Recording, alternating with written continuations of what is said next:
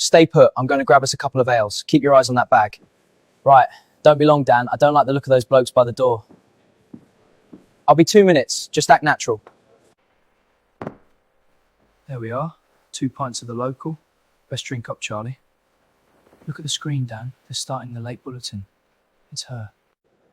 The Restore Britain Party has now reached 124,000 members. We have breaking news. Look at that number, Dan. It's working. People are actually listening. Amelia? Wait, the power's gone. Everything's gone dark. Stay down. Someone's pulled the mains. Don't move until I... Charlie! Look at the floor! What on earth is it? Wait. Where are the lights? Where are we? Charlie, tell me I'm seeing this. This isn't possible. We were just in a pub in the middle of a blackout and now we're in a museum? Museums are for things that are dead, Dan. Look at the gold, the velvet. I don't think this is a museum. I think this is a palace. Dan, look at these frames. They aren't just pets, they're royalty. And Chico, he's staring at them like he's found his long-lost family. The plaque says King Barnaby the Bold, Charlie. The date is 1926. This isn't some fancy country house. This is an ancestral royal palace. For Chihuahuas. If we were chosen to be here, the answers aren't in these frames. Let's see what's behind the doors. Stay close, Dan. It's spotless, Charlie. No dust, no decay. This isn't a museum of the past. Someone is still running this estate. Look at the table. Dan, look. Next to the vase. It's a tiny silver bowl and a miniature newspaper. The headlines, they're written for someone Chico's size. It's called the Daily Paw, Charlie. It's dated today. They knew we were coming. Look at the lead story. It's about a homecoming. It doesn't say a homecoming, Dan. It says the homecoming. They aren't just watching us, they've been waiting for us. This drawing room is just the start, Charlie. This isn't a home, it's a palace. If Chico belongs here, we need to find the throne. I've never seen a place like this, Charlie. It's too quiet. Those doors are the only way forward, but I have no idea what's on the other side. Do we risk it? He's waiting for us, Charlie. We need to know where we've been taken. If this is even England anymore, the answers are through those doors. Let's see where Chico takes us. Right, let's be careful. Quiet now. If this is where they want us, the least we can do is make a proper entrance. Let's see what's on the other side of the gold. Steady on, Charlie. It's a gallery. Keep your eyes on the portraits. Let's see if we recognize anyone else in this madhouse. Charlie, look at the dates on these plaques. They're servants. This goes back centuries. Serving them, the dogs, for centuries. Look at the title, Charlie. Chief of the Kennel Quarters. In this place, the humans were the ones kept in the kennels. We're standing in his world, not ours. The kennels? That's absurd. Ow! Dan, it's getting worse. Master of the Royal Scratches. This wasn't a job, it was a whole career dedicated to rubbing a dog's belly. It's complete madness. It's quite the dedication. It wasn't just service, Charlie, it was a duty. A lifelong commitment to a loyal friend. They didn't just serve them, they cared for them. A bond of care and loyalty. This gallery is just a memorial, Charlie. Let's get back to the entrance hall and find that staircase. We need to check out the upper floors if we're going to get any real answers. This corridor feels longer than it did 5 minutes ago.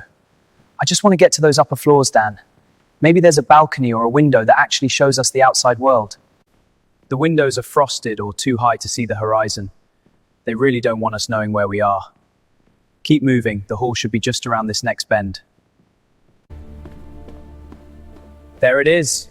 We're back in the main hall. Let's get to the stairs and see what the upper levels of this palace actually look like.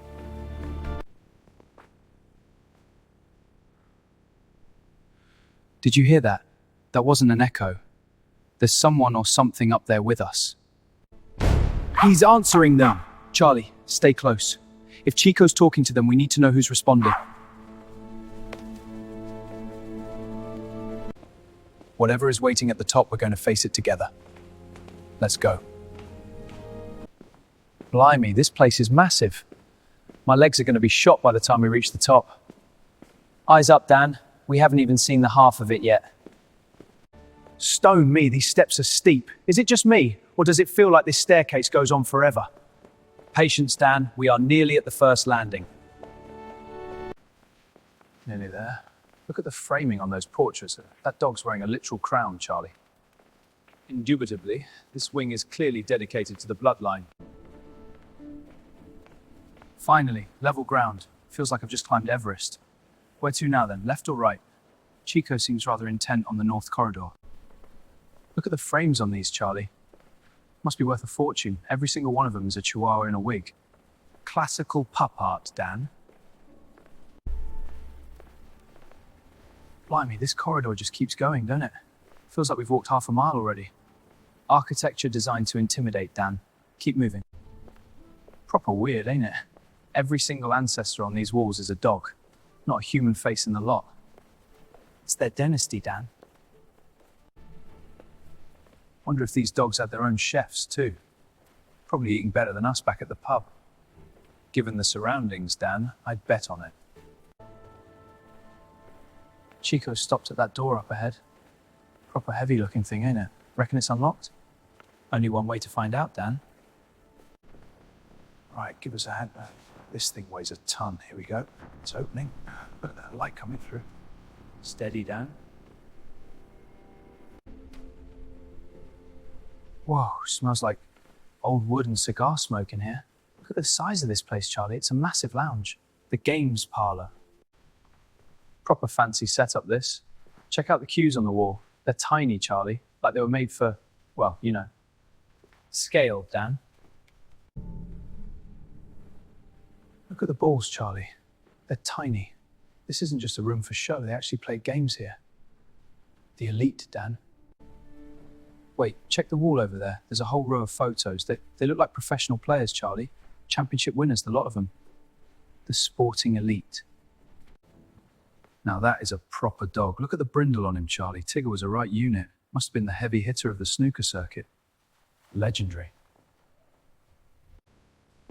Blimey, check out the silverware. All these trophies for snooker.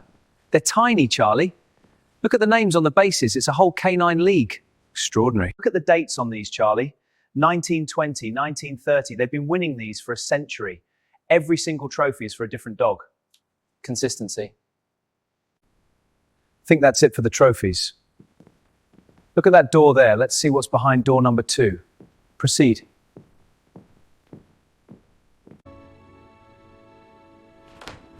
Blimey, it's a proper theatre. Smells like popcorn. Look at that screen. Private screenings. Front row or back row, Charlie? Feels weird being the only ones in here. It's like a ghost theatre, but for rich dogs. Front and centre. Right, comfy enough? Let's see what this screen has for us. Hope it's a comedy. Hush. Here we go. Look at that. Aztecs? Since when did Chihuahuas have their own history documentaries? This is getting proper deep now. Educational, Dan. In the heart of the ancient world, a secret was forged in gold.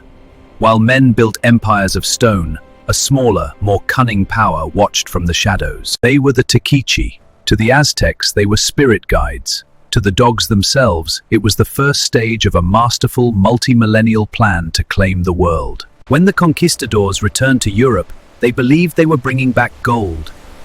They were mistaken.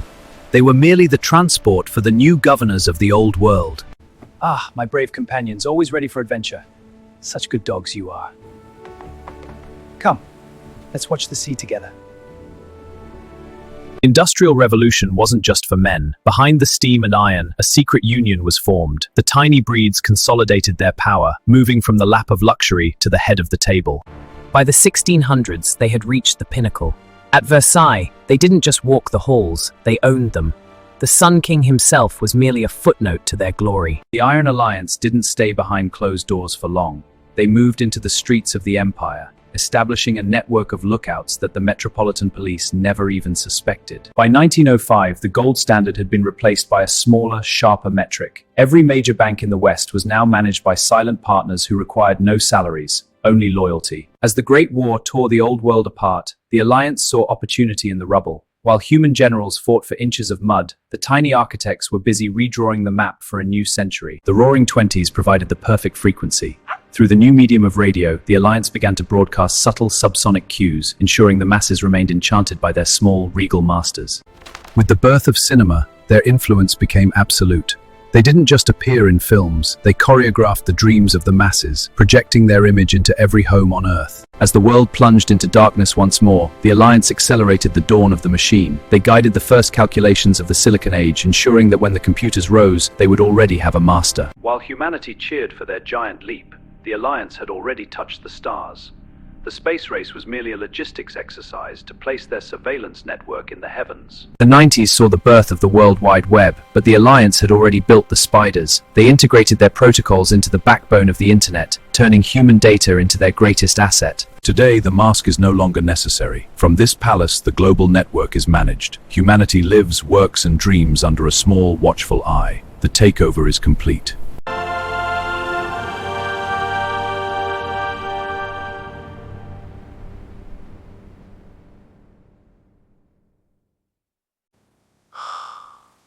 Wow, Charlie, that was epic.